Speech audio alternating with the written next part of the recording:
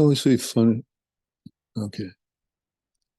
Okay, so we have a sikha in English from Tafshin Nun Beis. Last year we've had sikhas from the Rebbe, and it's on this week's Parshas Pekudei. I mean, even though it says Parshas V'Yakel, it's in a year when V'Yakel and Pekudei are connected, which is in a non-Eber year, a non-pregnant year, a non-leap year.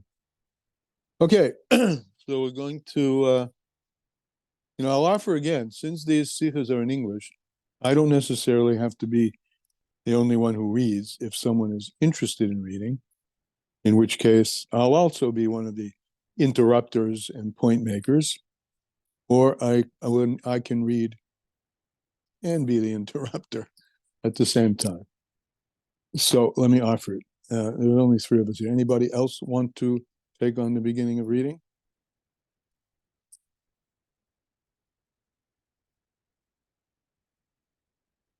Okay. In the calendar layout, I'm reading, right? In the calendar layout of many years, the parshas of Vayakel and Pekuda are read as one parsha. And really, this is going to be the subject, even though this year we read it as two. They are intrinsically related, and as we're going to see, there's a relation of opposites. So in the year that this was said, that was the calendar layout of the year, that Vayakel and Pekudi were the same. However, Vayakel and Pekude are, in fact, two separate parshas. And the explanation of this in the service of man, is in Hebrew, the avodas ha'odam, the service of a person. What can we learn from the fact that, on the one hand, the Chumash makes them two different parshas, which it implies they're two different inyanim, two different approaches to something. And then there's a year when they both are put together, these two different approaches. So what can we learn from this in terms of the service of man? So the general service of man is, in the words of our sages, I was created to serve my Creator. Ani v'roisei lavdoi, to serve my Creator. And that's it, meaning I was, the only purpose that I was created for was to serve my Creator. And to accomplish that, and one more piece, a corollary of being in the service of my Creator, to accomplish what the Creator wants is that everything in the world should be serving their Creator. And live like that. In other words, that's you ask me, what am I doing here on planet Earth? I'm serving the Creator. That's what I was created for. In the whole world, you want to know, the whole world was created. All the worlds were created to serve the Creator. Now, within this itself, there are two manners alluded to in the names of the parshas, Vayakel and Pekudei. Vayakel means to be gathered, to come together. That one reveals, so what's the avoid of that? What's the service of that? What is it to come together, to become whole and one? That one should reveal in every aspect of the world the all-embracing service, what do you mean, the all-inclusive service, of which all the mitzvahs are a part and included in, which to serve their Creator, which this all-inclusive service of serving a Creator brings together and transcends the individuality of the creations, thereby bringing unity into all aspects of the world, and most certainly bringing unity to the Jewish people through the phenomenon of love and unity of Hashem. That the creation should do His will, rather than on the importance, though it's that Hashem should do His will entirety, which is more important or supersedes, at least from the perspective of the Vayakel, the importance of the specific creations in serving Hashem. So that's Vayakel. Vayakel means to gather together, right? Like a kahila, that's the word. A kahila is a congregation. Congregation is a bunch of people who are united together for some purpose, and particularly for prayer, kahila, Kehibas Avis Yisrael, etc., etc. bringing all the individuality into collectivity, and singularity, unity. Now, on the other hand, Pakude means to count. It also could mean to appoint, like to appoint times. But these are discrete things. I'm appointing this time, I'm counting this object, and in the Parshas Pakude, of course, it's all the discrete things that go into the Mishkan. So that's detailed counting. So after the all-embracing service that unites all the details, indeed, one reveals in every detail its significant innovation of its specific part in serving the Creator. You could think of us, right? There's right now 3 of us here. And there are really 3 of us here. Each one of us with our own specific nature, inclinations, work, etc., etc. But at the same, that's Pekude. But at the same time, we're gathered here together for a singular purpose, right? To learn this Sikha. So that's where that unity blends into a commonality, or at even a higher level, a singularity. We're all here for a single purpose. Indeed, an interesting thing, each one of us is going to walk away with a slightly different take on this all-inclusivity that we're learning here because of our individuality. And that's exactly what Hashem wants. He wants to resolve the paradox, the contradiction, the seeming contradiction between individuality and singularity by blending the two together in the Parshas of Vayakhel and Pekude. So Pekude, back inside, is all the details. The line here ends with a dash. I'm on the next line. And this is the innovation of the calendar layout of this year, in which we read the Parshas of Vayakhel and Pekude in 1 week, in both of them, Parshas Vayakhel and the Parsha Pekude in 1 week, in which it is emphasized that the service of Vayakhel, revealing the all-embracing unity in the creation of the Jewish people, is a complete service on its own. Therefore, it's not necessary to wait until one reveals in every detail the service of Pekude. This is a little different angle, that we're wording them together, but Vayakhel comes first to show we don't need to wait for Pekude. We don't need to wait for another week to talk about Pekude. We can talk about Pekude details in the very same parsha, and which is the leading parsha, which talks about all-inclusiveness. So we'll lead. Avi Kamman is a great example of this, right? We know we're all different, but the mitzvah is Avi Kamman, and this is Kol HaTorah, right? We all know this. That Hillel Zaken was approached by a heretic, a convert, and asked, teach me the whole Torah in 1 foot. And he said this, that which is hateful to another, don't do to yourself, or love your neighbor as yourself. And that all-inclusiveness was the beginning. And that contained, as this union of Parsha and Pekude does, the singularity, the details are subsumed to the unity. So this is therefore it is not necessary, this is the last sentence of the first paragraph, I'll just read it again. It is not necessary to wait until one reveals in every day, in every detail, the service of Pekude. Okay. And we may connect this concept of unity with the passage of Shekalim, right? We read the parsha of the Maxis Shekel, which is singular coins, and the giving of the silver to the Beis Hamikdash, but Shekalim is singular coins. Okay, there's a known question regarding what the verse says. So the shekel is 20 gera, whatever a gera is, 20 cents. A half shekel, right, donation for Hashem, seemingly, right, it should a verse have said, why does it say half a shekel? Why doesn't it just say 10 cents instead of 20 cents? 10 gera instead of 20 gera? Why does the verse emphasize that one needs to give specifically a half of 20 gera, meaning the shekel? That's half a shekel. And the explanation of this is, a half shekel alludes to the service of uniting Jewish people. We're taking halves and we're making wholes.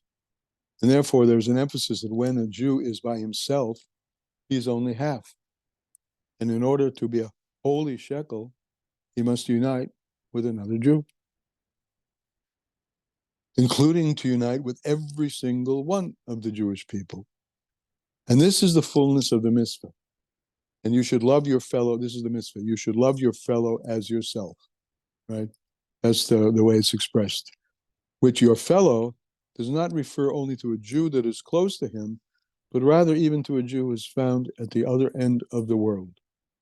And the reason for this is, as the Alter Rebbe writes in Tanya, that each and every one of the Jewish people is literally a part of Hashem on high. A chelek eleka mimar. That's the English translation. A part of God on high. Every single Jew. And behold, this is an interesting expression. An essence, when you grab part of it, you grab the whole. Let's see if you explain. Hence, all the Jewish people are one entity. Because an essence is, by definition, undifferentiated. So when you grab it, you're grabbing everything. So when you love even one other fellow Jew, you are on the path of embracing that way of seeing things. That look at an embrace. I'm just a physical embrace. Two people, what? Come together, right? Back to the state of Adam and Chava, where there wasn't an embrace, there was a singular unity of man and woman, and then there was a separation. And before the separation, male and female existed really together. And we still inherit that in each and every one of us. Every male has a feminine aspect, and every female has a masculine aspect. But when the two really come together, then that differentiation between multiplicity and singularity totally disappears in essence. And essence is not divisible, or another way of saying it, the way he says on the page, when you grab a part of it, you grab the whole thing. Hence, all the Jewish people are one entity, and even in the case that one has to correct something undesirable in a friend, we just learned this recently in Tanya, indeed, the most effective way to accomplish this is through influencing him in a pleasant and peaceful manner. At the other way of saying what Chilul said to the heretic, that which is hateful to yourself, don't do it to another. People usually don't like it when they're rebuked. So even if you confront a person, and this person is a friend of yours, the Tanya says, but the person is doing something that's not so I in your eyes, the way to bring him away from that is through closeness, not through rebuke, except in special cases, which we won't go into. So for those of you who just joined us, we're doing the Sikha in English. Hopefully you have the copy of it. This is from, we made way back when in this class, we kind of made a decision that we're going to not necessarily alternate, but mix Maimorim and these particular Sikhas from the Rebbe, from Nun Aleph and Nun Beis, of course, mainly for the reason that this is the last things that the Rebbe left on the table for us down here below. But in addition to that, the content is the content that really emphasizes two main themes: the supremacy of femininity over masculinity, and the Bias HaMashiach, and the completion of all the Birur. And so these are sometimes called the Geula Dika Silas. What volume is it, please? It's volume, does it say what volume? Not on the sheet that you posted. What's his name? Moshe, do you know what the volume is from? The Shemos. Yeah, you know the Parsha. You know the Parsha. But you don't know. In We don't know. Likutei Sichas, if it's a translation from which. Yeah, we don't know which one. We don't know which one. Sorry. Bar Malchus, so it's its own separate volume. Well, the Bar Malchus is just a collection of Sichas that originally were said and consolidated in Likutei Sichas and other Sichas Kodesh, etc. Go ahead. I didn't know it was included in there too. I thought they published it separately. No, they took those Sichas, and which are collected, Some of them were collected very later, but anyway, and then they made this thing called Devar Malchus, which is a summary of those sikhs, or it's a selected sikhs. So Rivka, sorry, can't help you. Okay, now, by the way, since other people have joined us, I open this up by saying, since we're doing this in English, I'm happy to let someone else read, and I can play one of the roles of one of us in the class, adding or questioning. So if anyone does want to read, starting with the next paragraph, go right ahead.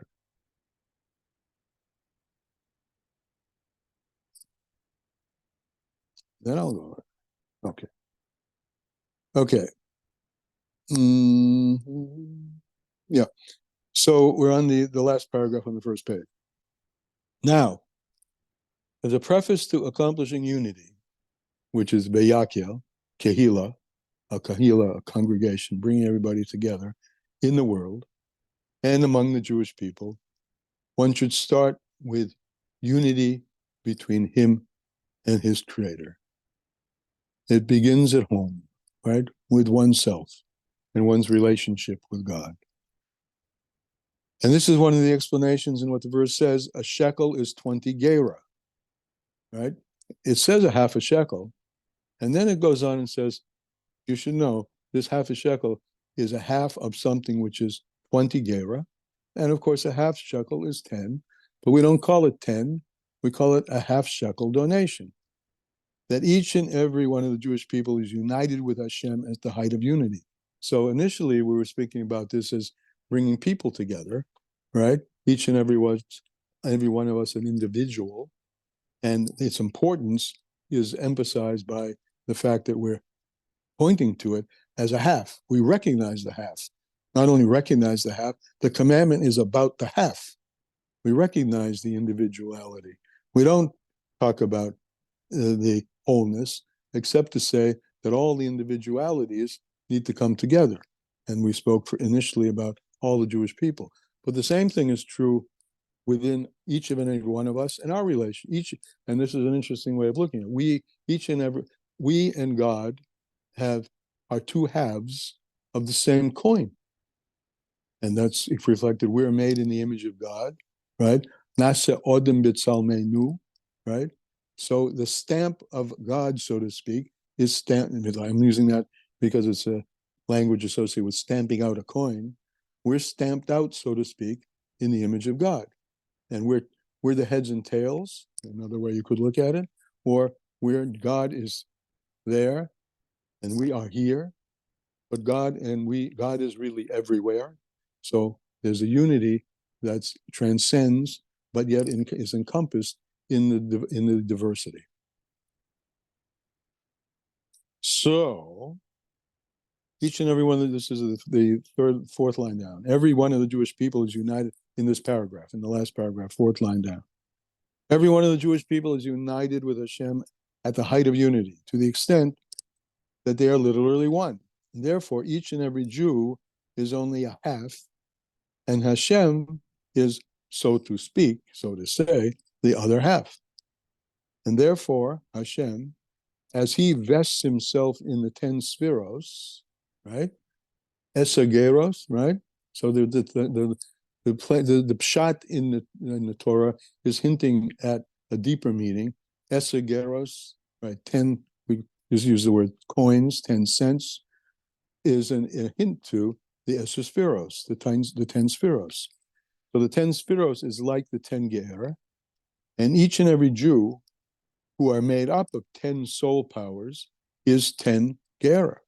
Each and every one of us. We're not a half a shekel. That's what we just emphasized in the first 3 lines preceding this. Now we're emphasizing each of us individually we are 10 geros. We contain 10 soul powers corresponding to the 10 spheres. And specifically through uniting them, meaning the 10 soul powers within ourselves, as one, they become 20 gera, a holy shekel. So we unite our 10 spheros with his 10 koichos, and that becomes a shekel HaKodesh. And the explanation of this, colon, the first thing, yeah. I was listening to a class on my name, Moshe, and Rabbi Aaron Raskin was explaining Moshe, and he said that Moshe was half man, half God. I was like, what is he talking about? Like, what does this mean? And now that I read this, it makes sense. But it's good for to challenge that, because we don't believe in demigods, right? Yeah. It's a great challenge, right? I wanted to go this far. Now you see it, because I could put it a little differently. We are a reflection of God, as you said, built b'tzalmeinu k'demusenu. So we are in God's image, and we have 10, and that's, yes, a good way of how to understand that. I would never have used that language. I think it's a little fine, Yeah. but that doesn't matter. Okay. All right.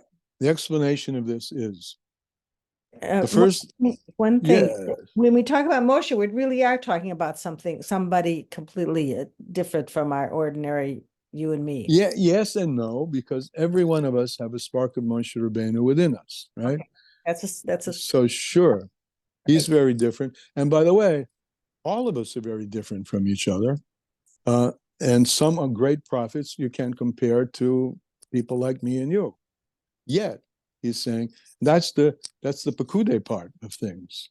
That's the differences. Right. It doesn't mean that there is not this combination of spiritual and physical, but still somewhat different when we talk about. Well, like I think I started this by saying this is a sikha which is about paradox and the resolution of paradox. When you take the opposites, they really are opposites, right? How many lines we hear, it's impossible for us to have any grasp of the Creator, really, in today's Tanya. And the language there is in Hasaga. We can't grasp him because, by definition, we're just a creation and he's the creator. So we emphasize the Pekude part.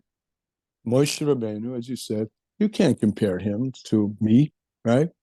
But on the other hand, yes, you can, because of the fact that we are all, each and every one of us, and I mean, now he's talking about humans and particularly Jews and God, but really everything, every single thing, the tiniest blade of grass, of which there are an uncountable number of different blades of grass, that's the Pekude part, they're also one and singularly, not singularly, all part of the same God. And so the two things, and this is the point actually of this particular sikha, in the calendar year when there's only one aleph, the point of the joining, because you guys weren't here at the beginning, the point of the sikha is precisely that although there are two parshas, right, and we're very aware of that this year, that there are two parshas, they are in many years read together. So they are two separate, and at the same time, they are intrinsically one essence. Yeah. Glad you brought that up. Now, I lost the place. Each and every Jew, who are made up to 10 soul powers, is 10 Gera, and specifically through uniting them as one, they become 20 Gera. The separation remains, I was going to say dissolves, but it's not true. The separation remains, we remain individuals at the same time that we become conscious of our oneness with Hashem. And that's a holy shekel. The explanation, this is actually where we were. The explanation of this, colon. The first thing a Jew does immediately when he wakes up from his sleep is that he says, Moida Ani, which represents his complete unity with Hashem. This is a general service as a preface and which transcends the details of the individual service of the entire day, similar to the all-embracing service of the Yakil mentioned above. And this is also the meaning behind the precise wording, Moda ani lifonecha. He translates, even though it's written in, okay, he translates into Moida ani lifonecha. Moida, I admit, ani, admit in front of you. So he says, therefore, I am thankful before you. I mean, moda is not exactly thanks, I admit, right? But this is the English translation, free translation at that, okay? But we'll take it because it's here. Thankful I am before you, in which we start with the concept of giving thanks. See, now, I'll just say it, and not with ani lefenecha. See, the translation of moida as moida, meaning moida means to admit, I'm giving my individuality over to the complete unity. I'm opening myself up. It can also mean thankful, and that's, and probably the English Siddurim translated that, so I can't argue with it. But there's a bit deeper meaning. It's not that I could thank you, right? You're out here, and I say thank you very much.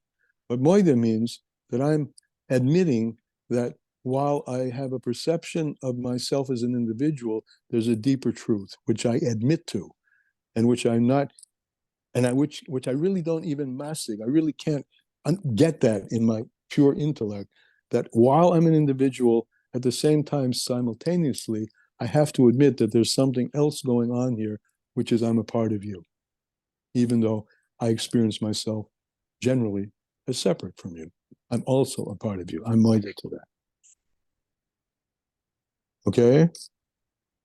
So, I mean, we're taking in, it is plain English translation. We start with the concept of thanks. And we don't say, ani lefanecha, right? This is a beautiful idea. We don't start with, I thank you, or I admit to you. We put the moida first, the thanks, or the admission, or the subjugation, or the giving overness comes first before the I. Right? It should say, if we were saying in English, I admit before you, or I am thankful before you. It would have seemingly made more sense to say, I, who stand before you, am offering thanks. But that isn't what the Hazal, the Anshe Knesset HaGadola, and have brought to us in the Siddur, right? They brought us something deeper. It's not about the I standing before you offering thanks. Since the fact that each and every one of the Jewish people is united at the height of perfection, you could say, I am standing in front of you with, in the page, with Hashem is most obvious, right? I'm standing there in prayer. This is what you asked me to do, so I'm doing what you want me to do. So it's very obvious. It's unnecessary to emphasize this. Therefore, what isn't so obvious, one starts and emphasizes only with the service. The I is disappearing here. The service becomes first. And the service is to modeh, either to give thanks or modeh, to give yourself away, to give the I away. And we may add that immediately when he wakes, right, this is the halakha, where he's quoting now from the Shulchan Aruch. It says, and I think it says this in the Siddur, I could be mistaken, that immediately when you wake up from sleep. So this becomes metaphorical as well. Includes also what the Rambam writes, asleep in the vanities of the time. May it not, God forbid, in English, that may it not befall us. That one must awake from his sleep, from the vanities of the time. That's the language of the Rambam. When one awakes from his sleep, in which the vanities of the world have appeared to be the reality, and one awakens from that, and the beginning of the service is to know that he is literally one, that there's a deeper reality, which is that one is literally one with the essence of Hashem, since he is literally a chelek elokam mimal, a part of God from on high. Okay? Okay. All of the above is with special emphasis when we see in the recent years how the Vayakil is becoming accomplished in the literal sense. Here we go. The ingathering of the exiles of the Jewish people from the whole world who are ascending, right? We make aliyah. We ascend to the Holy Land. And the ascent is incomparable to the ascents of previous generations. This is one of the ideas, I don't know if I'll mention it here, standing on the shoulders of giants. It's been a perpetual upward movement with, yes, a lot of, what's the word, ups and downs, but downs for the sake of an up, downs for the sake of an up, exile leading to Geula, etc. And we are standing on the shoulders of giants. I honestly haven't read this ahead because I have guests and I just was involved with them until just right before. But that's the idea, that this has been a continual ascent throughout history, ascending to the Holy Land.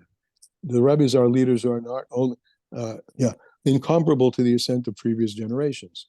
Then we have a bracket here, and note that the rabbis, our leaders, were not in the Holy Land, not even for a visit. Some of them were, but many of them weren't. And also the trip of he says, even the trip of my revered father-in-law, the Rabbi Rayatz, to the Holy Land, was not to visit the Holy Land, rather to compensate for the fact that he was not able to visit the graves of his forefathers in Europe, in Rostov and Lubavitch. Actually, I didn't know that. So instead, he went to the places in the Holy Land. That's an interesting idea. I never heard this before. That had he been able to visit the graves of his forefathers in Europe, he would have gone there and not to the Holy Land. And especially that we are in the year, which is Tav Shin Nun Beis. Hey is the sixth millennium, the 5000, 5752, which is, and an acronym is Hey to Hey, right? It should certainly be Hey, Shnas, the year. So Hey to Hey, the Hey in the top, Hey to Hey, it should certainly be Shnas, the year of Niflois, right? Wonders. But that would just be Tavshin Nun. But Tavshin Nun Beis adds the wonders Niflois Bakoil. It was the expression that was on everybody's tongue in Tavshin Nun Beis. And not this, before we had Tavshin Nun Aleph, which were Tavshin Nun, was Areni Niflois, Nun, is the year of miracle. Tavshin Nun Aleph, Areni Niflois, with the I will show you miracles. And Tavshin Nun Beis, the years of wonders bakoil in everything, in literally everything. And it was, but not necessarily the way we had all expected. But it was and wondrous. The practical lesson from the passage of Shkolim. Okay? So usually, and we still will end with so what, but the Rebbe is going to give us a so what. What's the practical lesson? We should add in the giving of tzedakah, since regarding the giving of tzedakah, there are several levels, a tenth, a fifth, etc. Or all that one has, he will give for his soul. Remember, that's if a person is sick with a serious, he'll give everything to save his life. And if you realize that you're at the brink, spiritual life and death situation, you'll give. That's the way to counteract the forces of darkness, is to open up more and more and more. Open up that pushka. And to make a decision regarding this already on this Shabbos. So he says, this is a sikha that was said on Shabbos. And he says, so the Bechein, when it's talking about tzedakah now, is to make a decision here, right and now, in this Shabbos, or for us, in this moment when we're learning this. Moreover, to actually also begin on Shabbos now, for example, through giving food and drink. Because on Shabbos we couldn't give money, so we give food and drink. And that can often be the case for a person who either has no food and money, who has no food,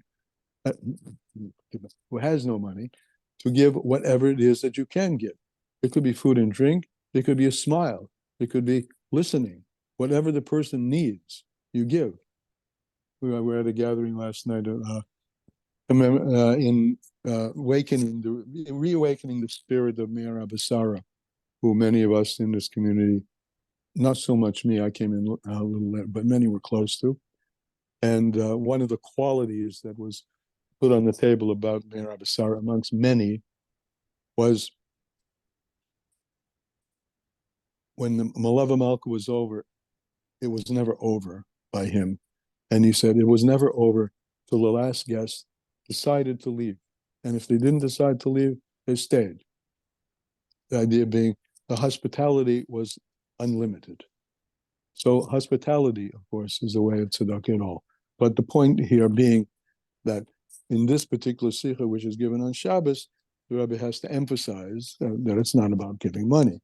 So it can be on some giving food and drink. And also regarding the manner of giving, not only what you give, right? So to give endlessly, as openly as you possibly can, that's the Akhil spirit, right? Bring everybody in as close as you can and open yourself as much as you can. But also regarding the manner of giving. There is a lesson, he says, from the pastors of Shkolim. The giving of the half shekel was for the communal sacrifices. So here we go, right? It's a half shekel, which is indicative of separateness, but that money went to the communal sacrifices. As is known, the explanation of the Alter Rebbe on the verse, it says, Odem ki yakrev, a person, when he will offer, nichem, it says from you, an offering for Hashem, right? So it's known that in order for a person to come close to Hashem, he must give from you, from yourself, give of yourself. And that's an offering for Hashem, that he gives his entire existence, ultimately, to Hashem. And from this is understood the practical lesson that the giving of tzedakah and loans, very practical, must be in a manner that one puts his whole self into it, namely all of his 10 soul powers. That in addition to the actual action of giving, he thinks, ponders, and speaks about this. And through this, we hasten the redemption. Tzedakah mekareves es ha'geula. You heard that expression? Tzedakah brings close the geula. Giving of oneself. Right? I put in one of our things once, maybe someone remembers this, a quote from Picasso. It goes something like this, and if someone remembers it better than I, please do. That if Hashem gives you a gift, it's for you to give. And through this, we hasten the redemption, so that it comes literally. And then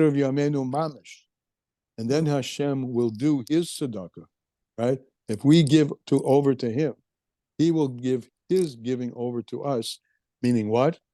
He will gather all the Jewish people, a vast congregation will return here, of course, to Eretz HaKodesh. And that's the Sikha, guys.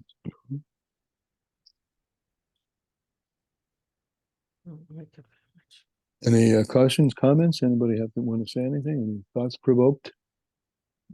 Huh? Rivka, you have your mic off, but you don't have your hand up characteristically. So, anybody? Okay. Anybody want to offer our own or your own takeaway from this Sikha?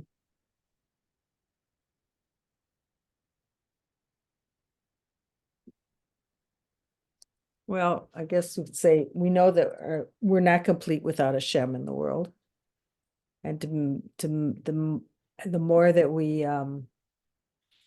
realize that and have that in this our intentions, our kavana, whatever we're doing, we have an effect in the world as a whole, more so. Yes. Yeah.